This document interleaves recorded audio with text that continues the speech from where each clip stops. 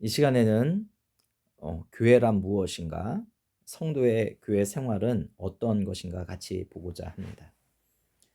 여러분들, 교회란 무엇일까요? 교회는 하나님의 백성들의 모임입니다. 죄에서 구원받은 사람들이 하나님의 백성이 되죠. 하나님의 백성이 됩니다. 이들이 어떻게 됩니까? 같이 모여 있는 곳, 모인 곳을 바로 교회라고 얘기를 합니다. 그러니까 하나님 교회란 하나님 백성을 의미를 하는 것이죠. 자, 이 하나님의 백성은 머리를 예수 그리스도를 머리로 두고 있죠. 예수님이 머리이십니다. 그리고 교회 성도들은 뭐해야 돼요? 몸을 이루고 있습니다. 몸에는 팔도 있고 다리도 있고 눈도 있고 코도 있고 여러 가지들이 있죠. 이거를 지체라고 합니다. 이렇게 교회 안에서 백성들이 예수 그리스도의 지체가 되고 몸이 됩니다. 그리고 교회란 하나님의 나라이죠. 하나님의 나라.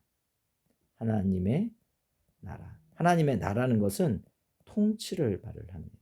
하나님의 통치를 받는 곳이 바로 교회요. 성령의 전이죠.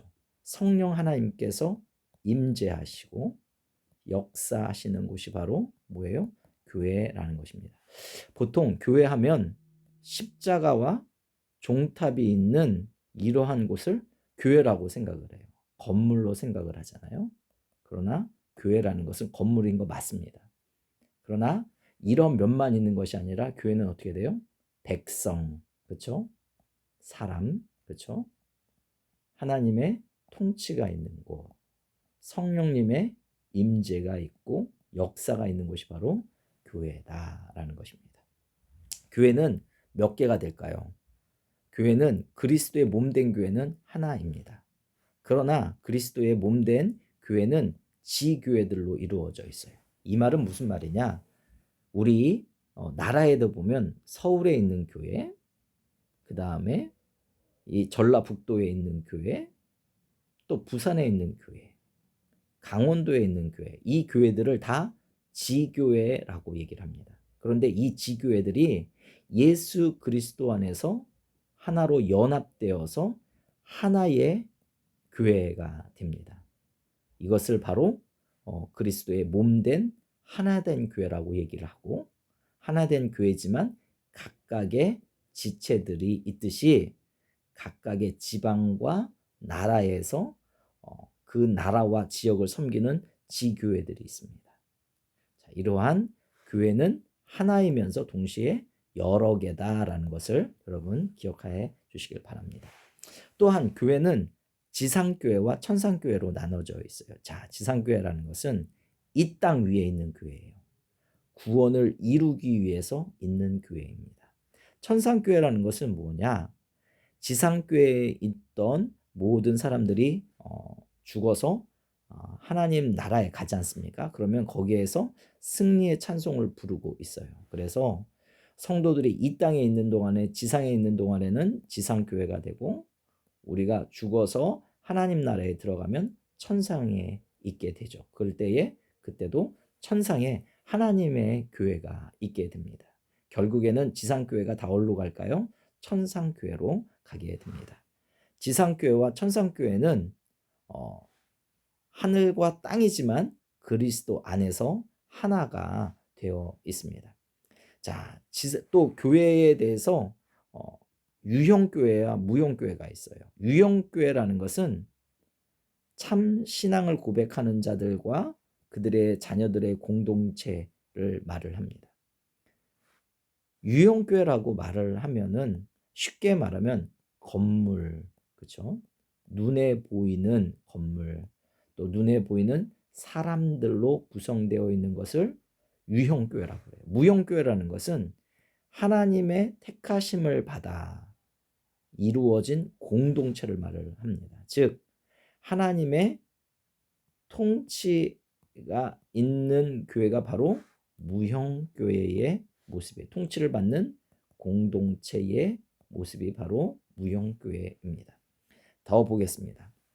교회에 외적인 특징이 있어요. 자, 교회의 모습을 가지려면 세 가지가 있어야 되는데 말씀의 바른 전파가 있어야 됩니다. 말씀이 있어야 돼요. 그 다음에 두 번째는 성례가 있어야 됩니다. 성례가 아까 뭐라고 그랬어요? 학습이 있어야 되고 세례, 입교 이런 것을 다 성례라고 했잖아요. 즉 구원 받는 사람들이 있어야 됩니다. 그리고 권징의 바른 시행이 있어야 돼요. 권징은 잘못된 것을 바르게 고쳐주는 이러한 일들이 있어야 합니다. 교회가 되려면은 말씀이 선포되어야 되고요. 그 다음에 성례가 반드시 있어야 되고 권징이 있어야 됩니다. 자, 교회는 왜 권징을 해야 할까요? 왜 그러냐면 거룩성을 유지하기 위해서 그렇습니다. 그리고 좀 더 발전된, 즉 성장하고 성숙하기 위해서 권징이 필요하다는 것입니다. 교회에 사랑만 있는 것이 아니죠. 사랑만 있다가 보면 잘못될 수 있습니다. 그렇기 때문에 무엇이 필요한가? 거룩이 필요하죠. 의가 필요한 것입니다. 이 거룩을 위하여서 사랑이 참된 사랑이 되기 위해서 뭐가 필요하죠? 권징, 그렇죠? 고쳐줌, 바르게 함, 이런 것이 필요하다는 것입니다. 51번 볼까요? 예수님은 교회와 어떤 관계가 됩니까? 예수님은 교회의 머리세요. 예수님이 머리이십니다. 이 교회의 목사나 장로님들이나 그 다음에 이 교회를 세운 설립자가 교회의 머리가 아니에요. 교회의 머리는 누구시라고요? 예수님이 우리의 머리이십니다. 모든 권위의 근원이 되신다는 뜻입니다. 머리라는 것은 근원, 시작, 출발점이 되신다는 거고, 말씀과 성령으로 교회를 다스리시는 이 예수님은 우리의 주인이십니다. 주님, 즉 다시 말하면 주인이라는 것이죠. 예수님은 우리의 머리이십니다. 예수님은 우리의 주인 되십니다. 이것이 바로 교회와 성도들의 고백이 되어야 합니다. 교회에 3대 영적 권세가 있습니다. 교훈권이에요. 즉 진리를 지키고 계승하는 권세를 받았습니다. 치리권이 있습니다. 교회의 모든 일을 질서 있고 바르게 하는 권세를 우리가 받았어요. 교회가. 그 다음에 교회는 봉사권, 가난한 자와 병든 자를 돌볼 수 있는 권세를 하나님께서 주셨습니다. 교회는 무엇하는 곳인가? 진리를 지키는 곳입니다. 교회란 무엇입니까? 바르게 하나님의 일들을 질서 있게 바르게 하는 것이 바로 교회고요. 그 다음에 교회란 가난한 자와 병든 자를 돌보는 일들을, 그런 권세를 가졌습니다. 저희 교회는 장로회 정치를 합니다. 장로회 정치라는 것은 무엇이냐? 모든 주권이 그리스도께 있다는 것을 고백을 하는 정치를 말을 합니다. 지교회, 각 지방에 있는 또는 각 도시에 있는 이 지교회에 속해 있는 교인들은 장로를 선택을 합니다. 그리고 장로들을 통하여서 당회를 조직을 하고요. 그 당회로 치리권을 행사하는 일을 합니다. 이 모든 일들을 민주적으로 하는 것이 바로 장로의 정치이죠. 장로의 정치는 한마디로 말하면 민주적인 정치를 합니다. 성도들의 의견을 물어보고 또 성도들의 의견들을 반영을 하는 것이 바로 민주적인 그런 정치이죠. 자, 우리 장로의 정치 제도에는 어떤 것들이 있나요? 지교회 당회가 있습니다. 당회에는 담임 목사님, 장로님들이 모여서 당회를 이룹니다. 자, 그 다음에 노회라는 것은 뭐냐면 교회의 담임 목사님들이 모여서 20개 30개 아니면 100개 이상의 노회들을 만듭니다. 그리고 이 노회가 모이면 나중에 총회가 되는 것이죠. 그래서 교회가 있고요. 교회는 당회가 있습니다. 이 교회와 교회가 뭉치면 어떻게 돼요? 노회가 됩니다. 또 노회와 노회가 뭉치면 나중에는 총회가 됩니다. 자, 이렇게 장로교는 이러한 시스템을 가지고 민주적인 시스템을 가지고 교회를 이끌어 나갑니다. 우리 온누리교회는 어떠한 교단과 어떠한 노회에 소속되어 있을까요? 대한예수교 장로회 교단에 소속되어 있고요. 특별히 전서노회에 소속되어 있습니다. 우리 교회 조직은 무엇일까요? 우리 교회는 공동의회가 있고요. 당회가 있고 재직회가 있습니다. 공동의회라는 것은 세례교인 이상의 세례교인들이 있는 그런 회의입니다. 그러니까 세례교인이라면 누구나 다 참석할 수 있는 게 공동의회고요. 재직회는 서리 집사님 이상으로 안수 집사님, 그 다음에 권사님, 장로님, 그 다음에 담임 목사가 함께 어떤 모임을 만드는데 이거를 재직회라고 합니다. 당회는 누구냐면 당회는 장로님들과 그 다음에 담임 목사님이 같이 회의하는 것을 당회라고 얘기를 하죠. 자, 여러분, 그래서 우리 교회의 모든 모임들은 공동의회와 재직회와 당회를 통하여서 결정된다라는 것을 기억하시기를 바랍니다. 어떤 한 사람이 결정하는 것이 아니에요.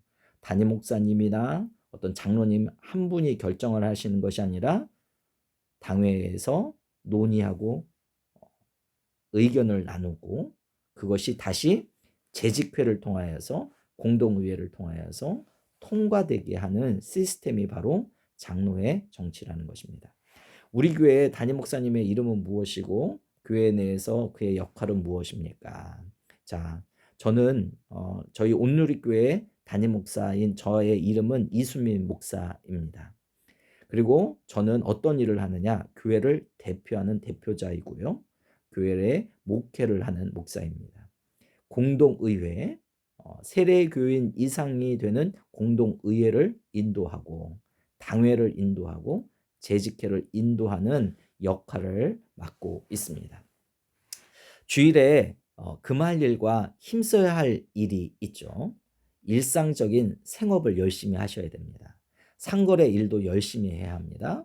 그러나 우리가 주일날 해야 될 일들은 이런 생업들과 상거래 일들, 세속적인 쾌락이나 세상의 염려를 삼가하고, 즉 멈추고라는 뜻이죠. 멈추고 예배와 전도, 성경 연구와 기도, 환자들을 방문하여 위문하고 생명을 살리는 일, 전도하는 일, 또 어려운 사람들을 돕는 일들, 신앙서적을 읽는 일들에 힘써야 합니다. 예배 시간 전에 어떠한 일들을 해야 되는가? 기도를 해야 하죠. 특별히 자신을 위해서 기도하십시오. 타인을 위해서도 기도하십시오. 특별히 말씀을 전할 목사를 위하여, 저를 위하여 기도해 주시길 바랍니다. 예배를 준비하는 모든 사람들을 위해서 기도해 주시면 더욱더 좋겠습니다. 예배 시간에 어떠한 태도를 가져야 될까요? 잡담을 금합니다. 산만한 태도, 즉 말씀을 듣기 전에 이곳저곳을 움직이고 또 사람들을 가서 만나고 큰 소리로 얘기하는 그런 산만한 태도들을 삼가해 주시길 바랍니다. 특별히 단정한 태도로 그 자리에 앉으셔서 예배에 집중하셔야 합니다. 예배 시간이 되면 기도를 하죠. 이 공기도라는 것은 개인 한 사람 한 사람이 기도하는 것이 아니라 대표 기도를 말을 합니다. 어떤 한 사람이 나와서 대표 기도를 하는데 대표 기도할 때 꼭 들어가야 될 내용이 있습니다. 먼저 하나님께 영광을 돌리고요. 그 다음에 하나님께서 베풀어 주신 은혜에 대해서 감사하는 거죠. 그리고 세 번째로는 하나님 앞에 회개하고, 그 다음에 이 시간 은혜와 복을 주시도록 간구하고, 가정을 위하여, 교회를 위하여, 국가를 위하여, 세계를 위하여 기도할 내용들이 있다면 그 시간 공기도할 때에 기도할 수 있습니다. 그리고 마지막으로는 예수님의 이름으로 기도합니다 하고 마치시면 이 공기도가 되는 것입니다. 자, 교인은 물질을 어떻게 사용해야 할까요? 우리가 이 땅에서 직장을 다니고 돈을 벌어서 우리가 갖게 되는 이 물질 어떻게 사용할 것인가? 주님께 받은 것입니다. 무슨 말이냐? 우리는 청지기라는 것이죠. 하나님께서 우리에게 건강을 주시고, 건강을 통하여 가서 일을 하게 하시고, 이를 통하여서 돈과 물질들을 갖게 하셨습니다. 자, 이것들 다 누가 주신 거예요? 하나님께로부터 하나님께서 공급해 주셨다라고 믿는 것이죠. 그래서 하나님께서 주신 거기 때문에 어떻게 합니까? 선한 일에 아름답게 사용해야 합니다. 선한 일이라는 것은 무엇인가? 나, 그렇죠? 그 다음에 가정, 그 다음에 교회를 건강하게, 유익하게, 이롭게 하는데 물질을 사용해야 한다는 것입니다. 교인은 어떻게 경제적으로 협조해야 하는가? 협조한다는 것은 무엇인가? 교회의 선한 사업을 위하여 협조해야 합니다. 어떻게 해야 되느냐? 교회 모든 재정과 사업에 성실껏 협조하시길 바랍니다. 아까 공동의회, 그렇죠? 재직회를 통하여서 우리가 많은 선한 사업들을 계획하고 논의합니다. 그러면 이 사업을 위하여서, 이 계획들을 위하여 돈이 10만 원 들어가겠구나, 100만 원 들어가겠구나, 이런 것을 알고 그러한 일들을 위하여서 우리가 어떻게 됩니까? 자신의 형편을 따라 하나님 앞에 같이 협조하는 일이 필요합니다. 헌금은 어떻게 드려야 합니까? 11조 감사 헌금을 하나님 앞에 드립니다. 그리고 이때 드릴 때에 몸과 마음과 정성을 다하여 감사함으로 드려야 합니다. 왜 감사함으로 드려야 된다고 했죠? 하나님께서 우리에게 주셨기 때문에 라는 거죠.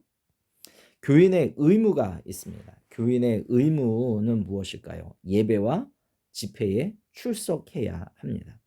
교회 일에 반드시 참여해야 되고요. 주님의 일에 대한 재정적인 책임을 져야 합니다. 교훈의 성경의 교훈을 힘써 지켜 행할 의무가 있고, 교회에 보면 헌법이 있습니다. 이것에 순종할 의무가 있는 것이죠. 그렇다면 이런 의무만 있는가? 그렇지 않습니다. 교인 세례 입교하시는 분들은 권리가 있어요. 무엇일까요? 첫 번째는 교회의 정회원이 될 수가 있습니다. 교회의 헌법에 따라 청원도 할 수 있고요, 소원도 할 수 있고, 상소도 할 수가 있습니다. 여러분이 마치 법원에 여러분이 여러분의 억울함들을 호소할 수 있듯이, 교회에 보면 헌법에 따라서 아까 얘기했던 노회 아니면은 총회에 여러분의 억울한 일들을 상소, 소원, 청원할 수가 있고요. 먼저는 교회에다가 이렇게 청원, 소원, 상소할 수가 있습니다. 이것이 안 되면 나중에 노회로 가고요. 노회로 안 되면 나중에 총회로 가게 됩니다. 교회 법규를 따라서 선거권이 있고 피선거권이 있습니다. 예를 들면 장로님들을 선출을 할 때에, 권사님들을 선출을 할 때에 세례교인인 사람들은, 세례교인 이상에 있는 사람들은 투표할 수가 있고요. 그 다음에 어느 정도 나이가 되시는 분들은 나중에 권사님, 장로님, 안수 집사님이 될 수 있도록 이러한 선거권과 피선거권을 갖게 됩니다. 이런데 나아갈 수 있도록 뽑힐 수 있는 그런 사람이 되고요. 그 다음에 세례 입교 받는 사람들은 성찬에 참여를 하게 됩니다. 교회에서 성찬식을 하게 되는데 포도주와 떡을 먹을 수 있는 사람들은 다 누구인가? 세례받은 자, 입교를 한 사람만이 성찬에 참석할 수 있습니다. 그 외에는 안 됩니다. 교회를 위한 봉사할 수 있는 특권도 세례 입교 받으신 분들은 다 할 수가 있습니다. 자, 그 다음에 8장을 한번 볼까요? 인류 역사의 종말과 그리스도의 재림에 대해서 같이 보고자 합니다. 성경에 보면 이렇게 인류가 마지막에 종말할 것이고 예수 그리스도가 그때에 재림할 것이다 라고 얘기를 합니다. 이 땅에서 삶은 끝나게 되어 있죠. 어떻게 끝날까요? 육체적인 죽음으로 끝나게 됩니다. 육체적인 죽음이란 무엇일까요? 영혼과 육체가 분리되는 것입니다. 인간은 영혼이 있고 육체가 있어요. 근데 우리가 태어날 때 영과 혼이 하나로 있게, 영혼과 육체가 하나로 있는데 나중에 죽으면 어떻게 됩니까? 육체는 이 땅에, 영혼은 하나님 앞에 가게 됩니다. 하나님 앞에 가게 되면 어떻게 되죠? 믿는 사람은 믿는 사람들은 천국으로 가게 되고, 그 다음에 믿지 않는 사람들은 지옥에 가게 됩니다.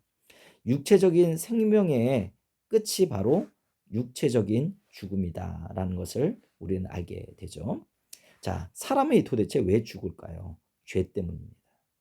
창세기 3장 19절과 로마서 6장 23절에 있는 말씀에 보면 죄의 삭은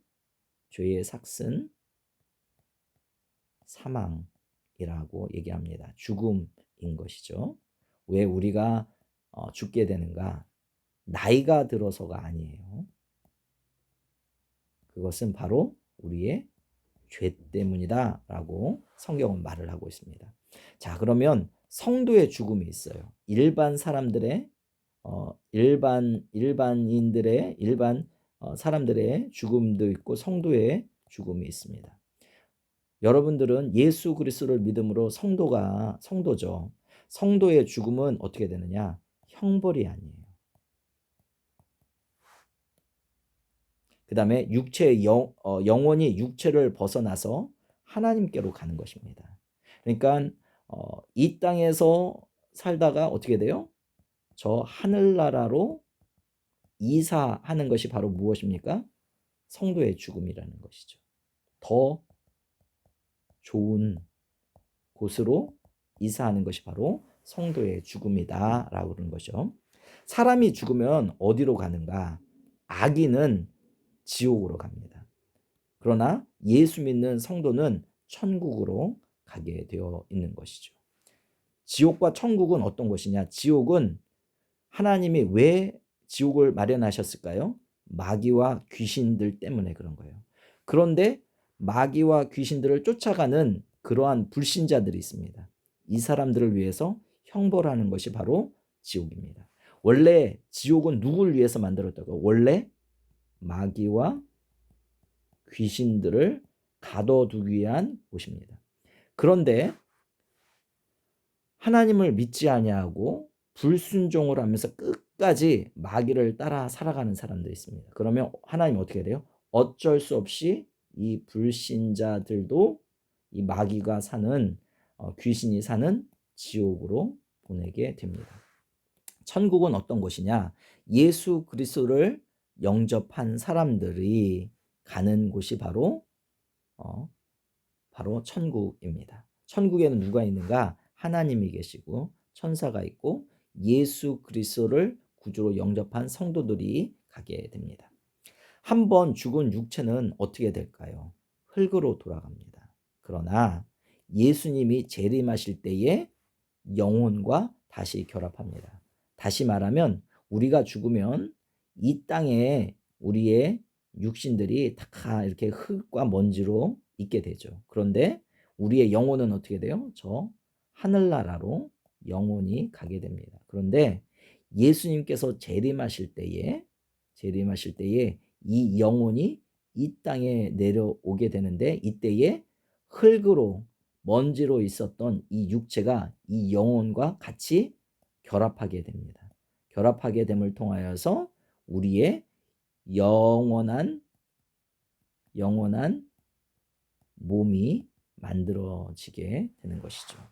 자, 이렇게 영원한 몸이 된 이후에 신자는 생명의 부활에 이르게 되고 믿지 아니하는 자는 심판의 부활로 생기게 됩니다. 그래서 예수님께서 이 땅에 오시면 예수를 믿는 사람이나 믿지 아니하는 사람들이나 다 어떻게 돼요? 부활하게 돼요. 부활하게 되는데 우리는 어떤 부활입니까? 생명의 부활로 가서 어떻게 돼요? 천국으로 가게 됩니다. 그래서 생명의 부활이고, 그 다음에 이거는 뭐예요? 심판의 부활이 있습니다. 심판의 부활은 뭐냐? 믿지 아니한, 예수 그리스도를 믿지 아니한 사람들은 다 어떻게 돼요? 지옥에 가게 됩니다. 자, 인류 역사의 종말은 언제인가? 예수님이 다시 오실 때에 역사의 종말이 생깁니다. 재림 전에 그러면 어떤 일들이 생기는가? 여러분, 우리도 비가 오기 전에 어떤 일들이 생기죠. 예를 들면 바람이 불어요. 그 다음에 새들이 낮게 날아다니죠. 자, 이러한 징조들이 있듯이, 그렇죠? 징조들이 있습니다. 징조들이 있듯이 예수님이 재림 전에 이러한 징조들이 있습니다. 전 세계에 복음이 전파되죠. 지금 엄청 많이 전파됐습니다. 그리고 이스라엘의 사람들이 예수를 믿기 시작을 합니다. 지금도 예수를 믿기 시작을 하고 있어요. 그 다음에 큰 배도가 있습니다. 큰 재난들이 있습니다. 이렇게 코로나와 같이 큰 어려움들이 있는 거죠. 그리고 적그리스도, 즉 예수 그리스도를 흉내내지만 모든 사람들을 유혹하여 죄의 길로 빠지게 하는 적그리스도가 출현하게 됩니다. 교회를 핍박을 하고요. 그 다음에 성도들을 감옥에 가두고 이런 일들을 하는 적그리스도들이 나타납니다. 그리고 이상한 표적들과 기사들이 나타나고 전쟁이 일어나고 기근이 생기고 지진이 있고 하늘의 징조들이 있습니다. 지금 요즘 상황들을 보면 이런 일들이 일어나게 되는 거죠. 그러면 무슨 말이냐? 재림이 가까웠구나라는 것을 알게 됩니다.